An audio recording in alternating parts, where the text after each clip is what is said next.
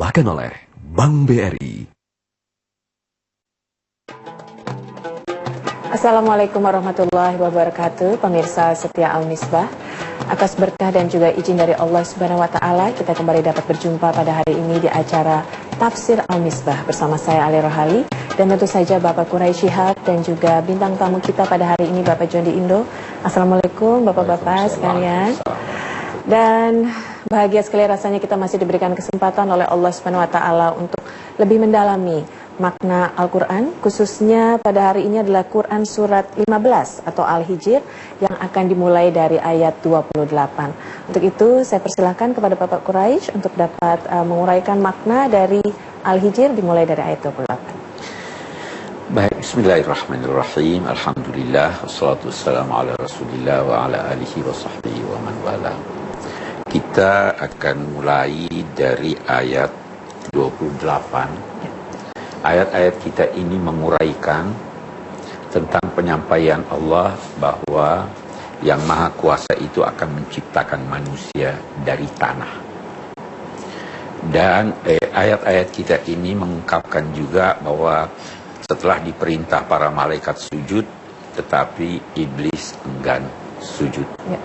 Dengan dalih bahwa dia lebih terhormat dari manusia karena manusia diciptakan dari tanah, sedangkan dia diciptakan dari air.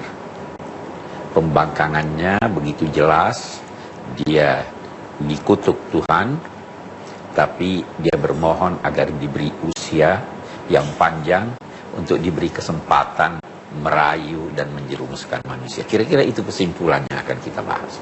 Baik, mari kita lihat ayat-ayat kita ini. Renung-renungkanlah. A'udzubillahi minasyaitonirrajim. Wa idz qala rabbuka lil malaikati inni khaliqun basyaran min salsalin min hama'in masnun. Renung-renungkanlah ketika Tuhanmu, siapapun engkau, bisa ditujukan pada saya, bisa ditujukan pada Anda. Ya. Tuhanmu, siapapun engkau, wahai seluruh makhluk, renung-renungkanlah bahwa Tuhanmu pernah berfirman kepada para malaikat menyampaikan rencananya bahwa aku akan menciptakan manusia yang tercipta dari tanah yang keras dan siap untuk dibentuk. Kita berhenti sejenak. Allah sebelum menciptakan, dia menyampaikan rencananya kepada malaikat. Itu kenapa? Kok disampaikan sama malaikat? Salah satu hikmahnya begini, pelajaran untuk umat manusia bahwa niat untuk melakukan sesuatu itu, keinginan untuk melakukan sesuatu itu, tujuan untuk melakukan sesuatu itu bisa mempengaruhi apa yang dibuat. Kalau saya beri contoh, kalau Anda mau masak, tetapi gambaran dalam benak Anda bahwa yang saya masak ini untuk tamu, pasti berbeda masakan Anda kalau Anda bermaksud untuk menyiapkan sehari-hari. Beda ya? Ya. Itu dari niat. Nah, ini Allah mengajar kita bahwa sebelum melakukan suatu kegiatan, berniatlah dengan niat yang baik. Itu yang pertama. Ya. Baru dikatakan, wa idza sawaituhu wa nafakhtu fihi min ruhi faq'u lahu sajidin. Apabila telah kusempurnakan bentuk fisiknya, manusia dibentuk dari tanah jadi bentuk fisiknya, dan telah kutiupkan kepadanya, kepada manusia yang masih berbentuk fisik ini, kutiupkan kepadanya roh ciptaanku, sehingga dia menjadi manusia yang utuh, jasmani dan rohani. Hai para malaikat, sujudlah kamu kepadanya. Sebelum peristiwa ini, ada satu makhluk sangat patuh kepada Allah. Dia minta agar supaya dia dimasukkan dalam kelompok malaikat, walaupun dia bukan malaikat. Allah memperkenankan permintaannya, maka dia masuk dalam kelompok malaikat. Nah, ketika Allah memerintahkan, wahai malaikat, sujudlah, tentu termasuk di dalamnya yang sudah dimasukkan ke dalam kelompok malaikat. Nah, makhluk ini tadinya digelar sebagai burung meraknya malaikat. Burung merak gagah ya. Tapi ada keangkuhannya atau tidak? Ya. Nah, dalam beribadah luar biasa.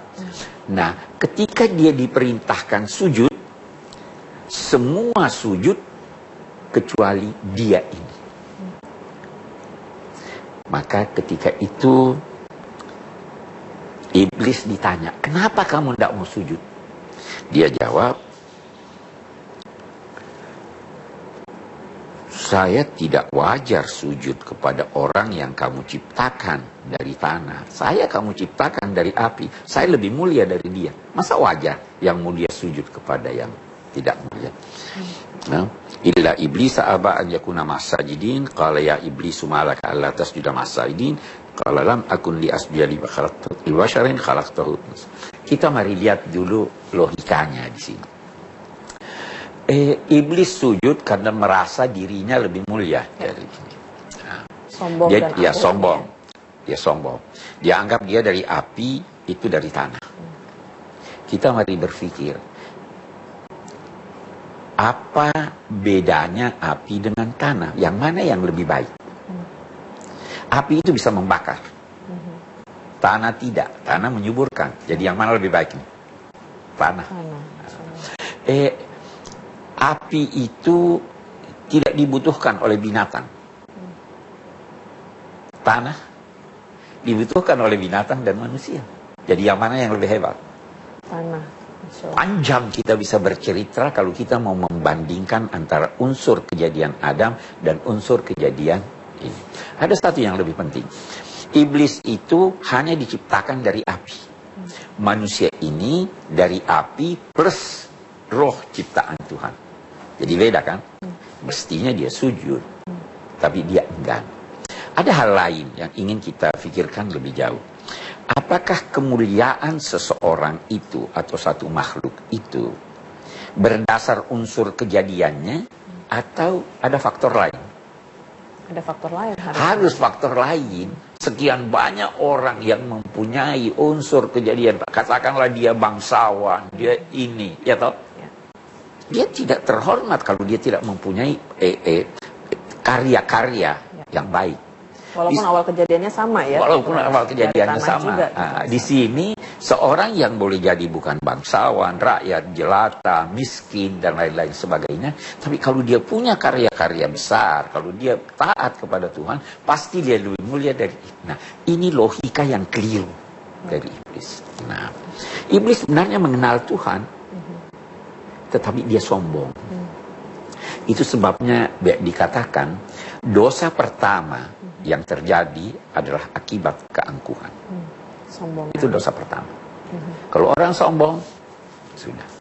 Dan mungkin kalau dilihat dari sini juga kesombongan syaitan ini adalah keingkarannya yang pertama ya pada Allah. Iya, betul. Karena sombong itu tadi. Iya, betul. Nah, karena dia angkuh itu, maka Allah berfirman kepadanya, keluarlah kamu dari sorga ini karena engkau terkutuk.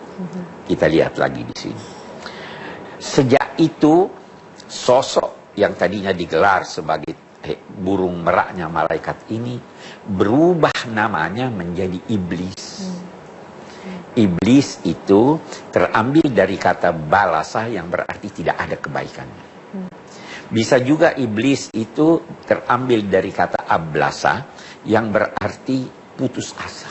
Putus asa dan tidak ada kebaikan. Dosa besar iblis itu setelah enggan bahwa dia berputus asa dari Tuhan.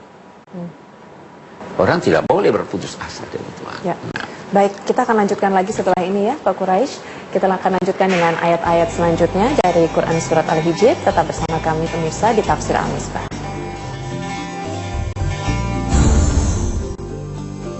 Yakni sampai pada manusia meninggal. Dunia ya. Nah, itu berarti iblis sampai sekarang masih hidup.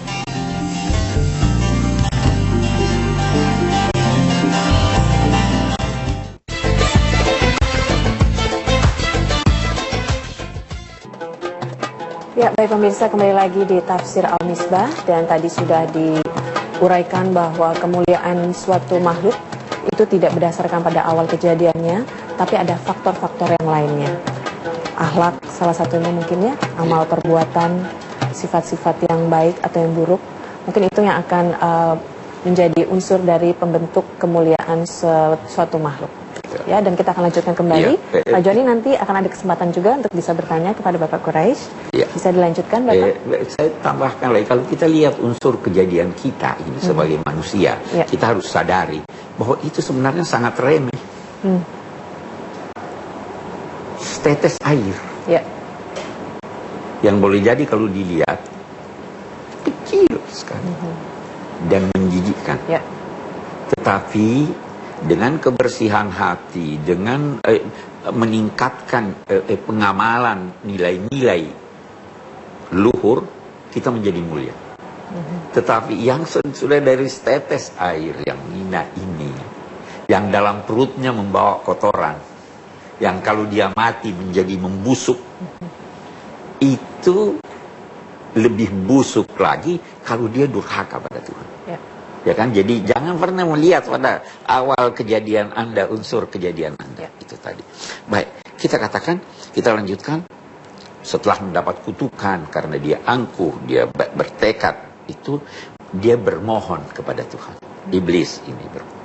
Qala rabbi fanzurni ila yaumi yub'atsun. Kalau demikian ya Allah, tangguhkan hidup saya sampai hari kebangkitan dari kubur. Allah berfirman kepadanya, fa innaka minal mundharin, ya engkau termasuk orang-orang yang ditangguhkan. Kita berhenti lagi sejenak di sini. Itu kiamat bermula dengan kehancuran alam raya. Semua yang hidup mati. Setelah itu mereka hidup di satu alam namanya alam barzakh. Lalu ditiup sangkakala kedua, semua terbangun. Iblis minta, doanya dia minta, ya Allah, biar saya hidup sampai orang bangkit dari kubur. Jadi berarti dia masih bermaksud menggoda manusia di alam kubur. Karena dia tunggu, ya kan, dia minta, wahai Tuhan, tangguhkanlah saya sampai mereka itu dibangkitkan dari kubur. Allah menjawab, engkau termasuk orang-orang yang ditangguhkan usianya kepada suatu hari yang saya tentukan. Kalau Tuhan mengabulkan doanya agar sampai dia hidupnya, sampai di hari kebangkitan, itu berarti kita digoda juga di alam barzakh. Jadi kesempatan iblis menggoda manusia itu adalah sampai titik terakhir, detik terakhir dari hidupnya di dunia. Karena itu ulama-ulama berkata, hati-hatilah pada saat-saat akhir hidup Anda. Jangan sampai dia datang goda Anda pada saat itu. Oke, kita lanjutkan. Ulama-ulama berbeda pendapat apakah doa iblis ini diterima atau tidak. Yang jelas diterima sampai waktu tertentu. Waktu tertentu itu kapan? Sampai pada, yakni sampai pada manusia di dunia ya. Itu berarti iblis sampai sekarang masih hidup. Masih ada dia. Sosok yang menggoda Adam itu masih hidup sampai sekarang dan sampai menjelang kiamat. Dia, iblis ini bapaknya jin. Kalau jin ada yang mati. Kalau dia belum mati. Dia satu sosok. Iblis inilah pemimpin dari setan, manusia, dan jin. Itu bedanya iblis dengan jin. Oke. Baru dia berkata, coba lihat keangkuhan dan tekad iblis untuk menggoda.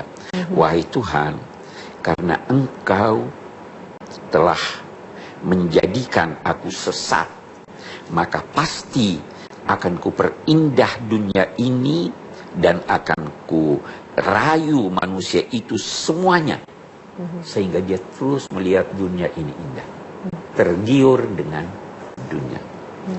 Itu ada di ayat lain dikatakan, wahai Tuhan, saya akan menghadang manusia di jalan dari depan, dari belakang, dari kiri dan kanan. Kata ulama-ulama, untung masih ada dua penjuru di mana iblis tidak dapat menggoda. Penjuru mana itu? Atas dan bawah. Kalau Anda menghadapkan diri kepada Tuhan yang kita lambangkan dengan atas, iblis tidak akan mampu menggoda Anda. Kalau Anda merasakan kerendahan Anda di hadapan Allah, iblis tidak dapat menggoda Anda. Oke. Kecuali yang saya tidak dapat goda itu adalah hamba-hambamu yang terpilih. Nah, Allah menyatakan, Inna ibadi laisa laka alaihim sultan illa man ittaba'aka minal ghawin. Sesungguhnya hamba-hambaku yang tulus, engkau tidak mempunyai kemampuan untuk menggoda mereka. Kemarin atau 2 hari yang lalu kita pernah berbicara bahwa iblis itu, setan itu seperti virus. Tergantung imunitas. Kalau orang kita imun tidak dapat diganggu, tidak dapat. Inna ibadi laisa laka alaihim sultan illa man ittaba'aka minal ghawin. Tetapi orang-orang yang mengikuti kamu sehingga termasuk orang-orang yang sesat, itu yang dapat kamu rayu. Dan sesungguhnya bagi orang-orang yang kamu rayu itu, tempat mereka semuanya adalah di neraka jahanam yang mempunyai 7 pintu. Neraka itu ada 7 pintunya. 7 pintu itu karena ada 7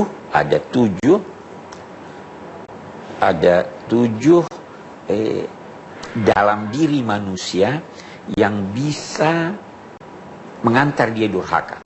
Apa itu? Mata, telinga, tangan, kaki, perut, alat kelamin. Itu 7. Ya kan? Mata, telinga, tangan, kaki, perut, kelamin, alat kelamin, perut. lagi. 7.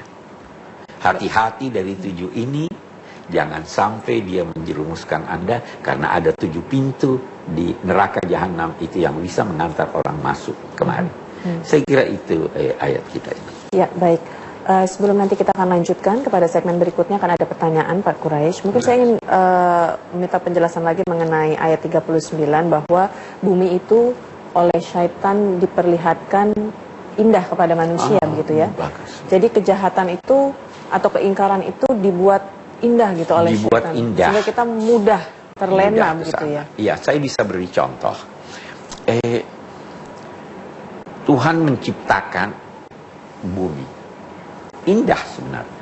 Tapi setan datang memperindah keburukan. Sehingga kita lihat, oh itu indah. Padahal buruk. Padahal dia buruk. Sama misalnya ada boleh jadi iklan, boleh jadi orang berbisik, minum minuman keras itu lelaki jantan. Itu kan memperindah. Padahal itu justru buruk. Merokok itu jantan. Padahal itu buruk, itu diperindah oleh setan. Kita harus lebih waspada ya. Jadi harus diwaspadai. Keindahan yang sebenarnya adalah buruk. Buruk, betul. Baik pemirsa, kita akan lanjutkan lagi setelah ini. Jangan kemana-mana, tetap bersama kami di Tafsir Al-Misbah. Manusia kalau durhaka, tapi belum mengajak orang untuk durhaka, belum jadi setan namanya.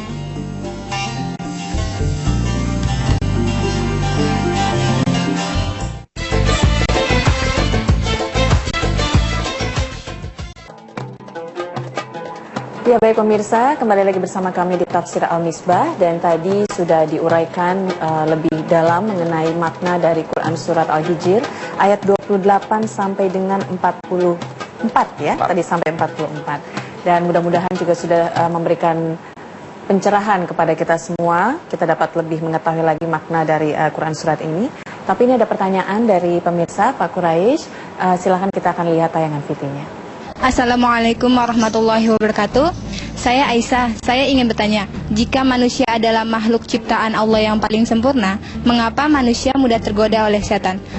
Terima kasih, wassalamualaikum warahmatullahi wabarakatuh. Dari Aisyah, ini juga pertanyaannya sangat menarik sekali, Pak Quraisy. Aisyah, bagus kita sempurna, tapi kok kita gampang banget gitu diusik oleh setan. Yang pertama dulu kita harus tahu, manusia, kita tidak dapat klaim bahwa dia adalah makhluk Tuhan yang paling sempurna. Ya. Dia paling sempurna untuk membangun dunia. Setan itu makhluk Tuhan yang paling sempurna untuk menggoda. Ya, jadi setiap makhluk Tuhan itu sempurna dan paling sempurna. Seperti halnya kalau Anda berkata begini, pisau diciptakan paling sempurna untuk menjadi alat pemotong. Gelas diciptakan paling sempurna untuk menjadi alat minum. Nah, jadi manusia paling sempurna untuk menjadi khalifah di bumi. Itu satu. Yang kedua, manusia Allah ciptakan, diturunkan di bumi ini, dijadikan dia berada di bumi ini untuk diuji. Nah, Allah menunjukkan kepadanya ini yang baik, ini yang buruk. Dia diberi potensi untuk berbuat baik, untuk berbuat buruk, dan dia diuji apakah dia lulus dengan melakukan kebaikan atau tidak. Nah, setan datang merayu karena dendam dari dulu itu. Dia datang merayu agar ada temannya masuk neraka. Maka dia gunakan potensi negatif manusia untuk menjerumuskannya. Nah, Allah sudah berikan kepada manusia alat-alat untuk membendung rayuan setan. Tinggal apa dia mau gunakan atau tidak.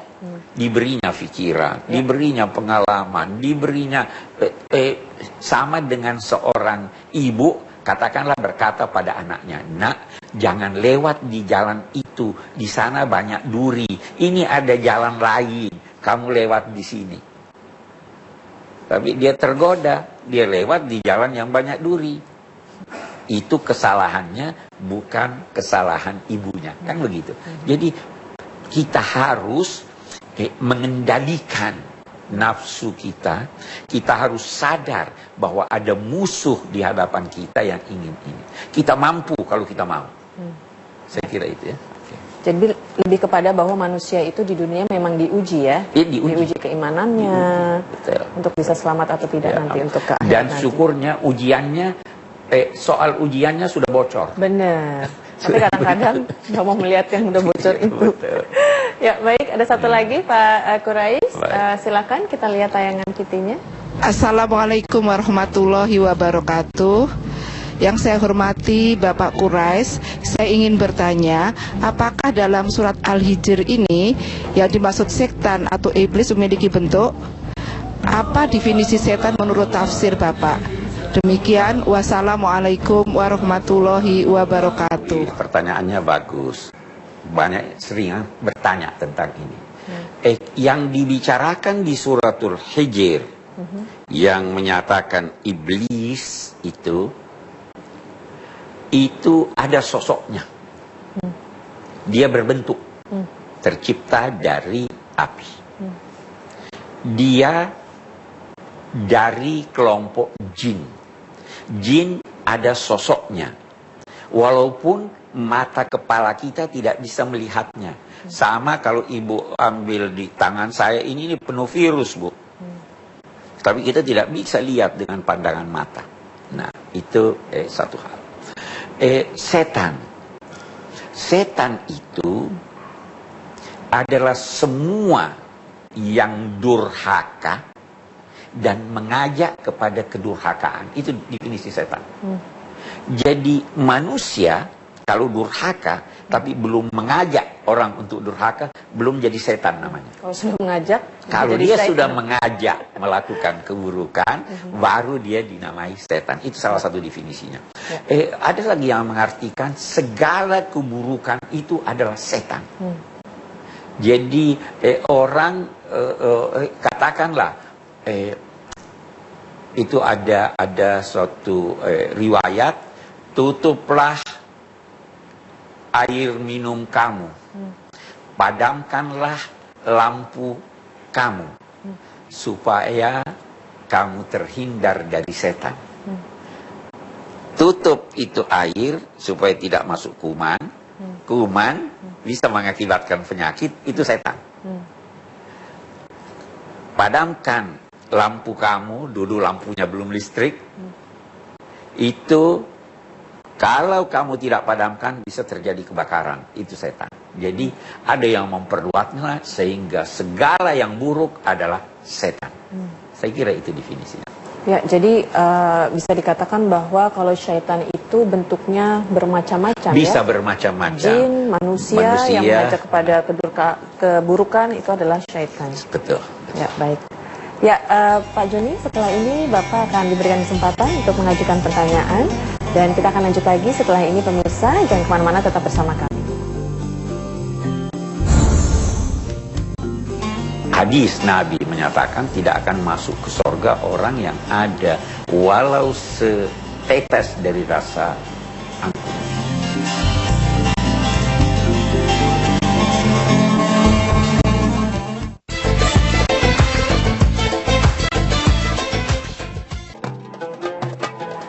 Ya, baik pemirsa, terima kasih Anda masih bersama kami di Tafsir Al-Misbah. Tadi juga sudah dijelaskan mengenai berbagai macam bentuk dari perwujudan syaitan, ya Pak Quraisy, bahwa bisa dari bangsa jin, bisa dari manusia yang mengajak kepada keingkaran. Jadi benar-benar kita sebagai manusia harus bisa sangat berhati-hati terhadap keburukan-keburukan yang ada di sekitar kita, yang akan mengarahkan kita kepada jalan selain jalan yang ditetapkan oleh Allah Subhanahu wa taala. Dan Bapak Joni, mungkin ada yang ingin ditanyakan kepada Pak Quraisy berkaitan dengan tadi apa yang sudah diuraikan, Quran Surat Bisa Al-Hijr. berkaitan dengan Bisa itu, berkaitan bisa yang juga, lainnya. bisa Ya, dengan yang kita lain. bisa. Silakan. Begini ada Mbak, Ya. Pak Quraisy, berhubung saya lama sekali di dalam lembaga pemasyarakatan, saya berkecimpung dengan berbagai karakter. Lalu melihat kenapa dan bagaimana orang-orang yang ada di dalam kelompok kami waktu itu,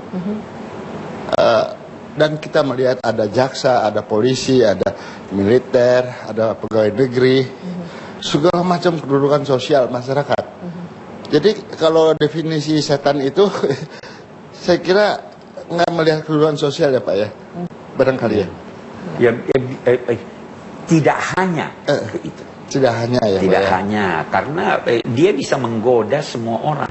Kiai pun bisa digodanya. Betul. Orang biasa dia sudah bertekad untuk menggoda Semua manusia. Lalu dia memberikan rayuan, godaan yang menipu manusia. Sehingga terkadang dia menyuruhnya berbuat baik lebih baik daripada niat pelaku, padahal sebenarnya tujuannya menjerumuskan. Saya beri contoh. Ada satu orang mau datang, seorang meminta bantuan, dia masuk ke dalam ke rumahnya ambil duit, sambil jalan dia pikir saya mau kasih dia 100.000, ya toh? Datang setan, rayu dia, 100.000 kamu nanti dikatakan orang pelit, ya kasih dong 200.000. Dia keluarkan uangnya 200.000, kali ini tidak ikhlas dia. Dia ingin dipuji, itu rayuan setan. Bisa jadi dia mengambil sesuatu, niatnya mau bantu orang, tapi dia mencuri. Nah begini Pak Quraisy, orang-orang yang pernah terjerumus, terjerat oleh bisikan setan, Ya. bisa contohnya saya lah dulu jadi preman, sekarang kan pengen baik. Ada upaya untuk menjadi orang baik, tapi sementara stigma masyarakat menekan orang-orang yang seperti saya dengan tidak percaya. Lalu apa kaitannya perbuatan setan yang lalu dengan perlawanan individu saya gitu. Nah, itu saya kira salah satu sebab dalam beberapa episode kita ini justru mengajak orang-orang yang pernah terpleset kemari, kita diskusi untuk menunjukkan bahwa orang yang sudah kembali ke jalan Tuhan itu harus disambut sebaik mungkin. Tidak usah lagi diungkit-ungkit masa lalunya. Yang bersangkutan diajak agar supaya membuktikan dalam kehidupan nyata bahwa dia memang benar-benar sudah meninggalkan yang lalu. Nah, masyarakat pun dituntut agar supaya menyambut ini. Dia sudah dekat pada Tuhan, dia sudah mencari kebaikan dan lain-lain sebagainya. Jangan diungkit masa lalunya. Saya kira begitu, Pak, ya. Jadi bisa jadi juga rasa tidak percaya masyarakat yang kemudian mungkin terkadang membuat mereka yang sudah kembali ke jalan Allah jadi merasa terganggu begitu ya. Bisa juga nggak dikatakan kalau itu adalah pengaruh setan juga gitu, maksudnya bentuk setan lain gitu. Betul. Jadi bersekian banyak ayat dalam Al-Quran yang berpesan bahwa orang yang telah kembali jangan ungkit masa lalunya. Tentu saja yang kembali itu membuktikan kebenaran ucapannya bahwa dia sudah kembali. Saya kira itu. Iya, terima kasih Pak. Ya, mungkin ada lagi Pak Joni yang ingin sementara ditanyakan? itu aja. Baik, dan kita setelah ini akan memberikan kesimpulan ya Pak Quraisy mengenai apa yang sudah disampaikan tadi mulai ayat 28 sampai dengan 43 ya. Tapi sebelumnya mungkin yang ingin saya tanyakan adalah mengenai kesombongan syaitan ya. Jadi bisa dikatakan bahwa kalau seperti yang terdapat dalam Quran Surat Al-Hijr ini, itu adalah keingkaran pertama dari syaitan ya. Kesombongan itu berarti sangat berbahaya ya Pak Quraisy. Iya. Itu sebabnya Allah berfirman, atau hadis Nabi menyatakan tidak akan masuk ke sorga orang yang ada walau setetes dari rasa angkuh. Keangkuhan dalam dua tanda petik itu hanya milik Tuhan. Manusia tidak boleh angkuh sama sekali. Jadi orang yang masuk sorga harus terkikis dulu keangkuhannya sampai dia benar-benar menyadari bahwa dia adalah hamba Tuhan, bahwa dia adalah manusia yang lemah, manusia yang membutuhkan pada Tuhan, dan bahwa kedudukannya sebagai manusia adalah sejajar dengan manusia-manusia lain. Jadi kesombongan itu adalah sifat-sifat syaitan ya? Ya. Yang harus kita sifat waspadai. Pertama setan yang ditonjolkan adalah bahwa dia angkuh. Karena itu seperti Anda katakan tadi bahwa dosa pertama itu terdorong oleh keangkuhan. Rasa sombong, rasa keangkuhan. Dosa kedua itu buruk sangka. Setan menanamkan buruk sangka. Dosa ketiga itu iri hati. Saya kira itu. Sombong, buruk sangka dan iri hati. Jangan buruk sangka. Ya. Sebagian buruk sangka itu adalah dosa. Dan itu adalah sifat-sifat syaitan yang harus kita hindari ya, Pak Ustadz ya. Baik, dan kita akan kembali lagi setelah ini di Tafsir Al-Misbah. Jadi jangan kemana-mana, tetap bersama kami.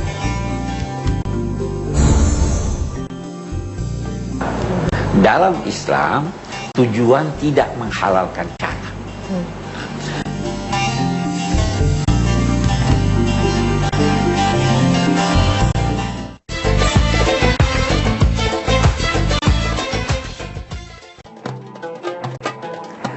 Ya baik pemirsa, kita telah sampai di segmen akhir dari Tafsir Al-Misbah. Kita akan segera menyimpulkan mengenai makna yang tadi sudah diuraikan di Quran Surat Al-Hijr ayat 28 sampai dengan 44. Dan kalau kita lihat ke ayat yang pertama ya Pak Quraisy, bahwa segala sesuatu itu tadi Bapak bilang niatnya harus baik. Niat harus baik, walaupun terkadang perbuatannya itu mungkin menyalahi gitu, tapi sebenarnya maksudnya itu adalah untuk berbuat baik. Mungkin juga seperti yang dialami oleh Bapak Joni ya, dulu dikatakan Robin Hood begitu Pak Quraisy. Bagaimana itu Pak? Bisa sedikit bercerita. Saya melihat kesejahteraan masyarakat di Indonesia ketika itu tahun 70-an belum berimbang, bahkan mungkin sampai sekarang. Yang miskin makin miskin, yang kaya makin kaya. Lalu saya cari senjata api gelap, Lalu saya ada demonstratif gitu. Saya ambilkan orang-orang kaya yang ada di Indonesia tapi bukan pribumi. Saya ambilkan emasnya 120 kiloan. Ada uang kurang lebih 5 miliar. Tapi saya dengan tidak membunuh karena uang ini saya akan sumbangkan kembali ke masyarakat. Dan saya bagikan ya, orang tahunya ada orang bule-bule suka ngasih duit tiap seminggu sekali, nggak tahu duitnya dari hasil kejahatan. Tapi tetap ini salah kaprah, saya tahu betul. Oleh sebab itu sekarang ini benang merahnya dari perjuangan saya yang lalu yang salah kaprah tadi, saya sekarang jadi anggota DPR. Alhamdulillahirobbilalamin. Nah, kalau seperti itu bagaimana? Iya, Pak jadi Kurais? begini, ada dua yang saya ingin garis bawahi. Yang pertama tadi dikatakan bahwa mengambil itu bukan dari pribumi.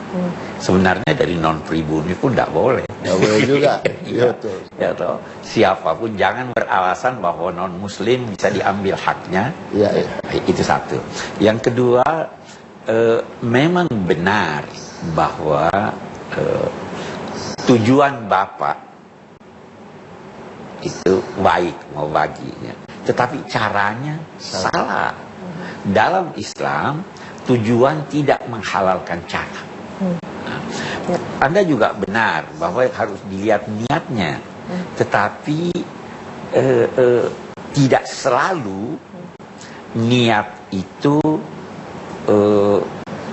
menjadikan suatu perbuatan direstui. Saya akan beri contoh soal niat nih. Saya ada gelas air minum. Saya kira air yang di dalam gelas itu, katakanlah air putih, saya minum sebagai air putih, tapi ternyata dia minuman keras. Saya dosa atau tidak? Iya. Saya tidak dosa. Oh, Karena niat saya mau minum. karena ketidaktahuan. Karena tidak tahu.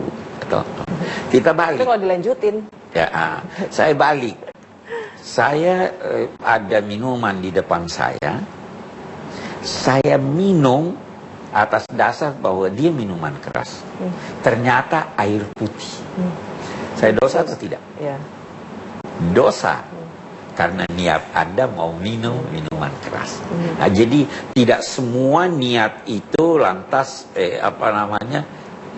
mengakibatkan seperti apa yang dilakukan. Bisa kita melakukan sesuatu yang kelihatannya hasilnya buruk tapi niatnya baik, karena tidak tahu maka dapat ditoleransi.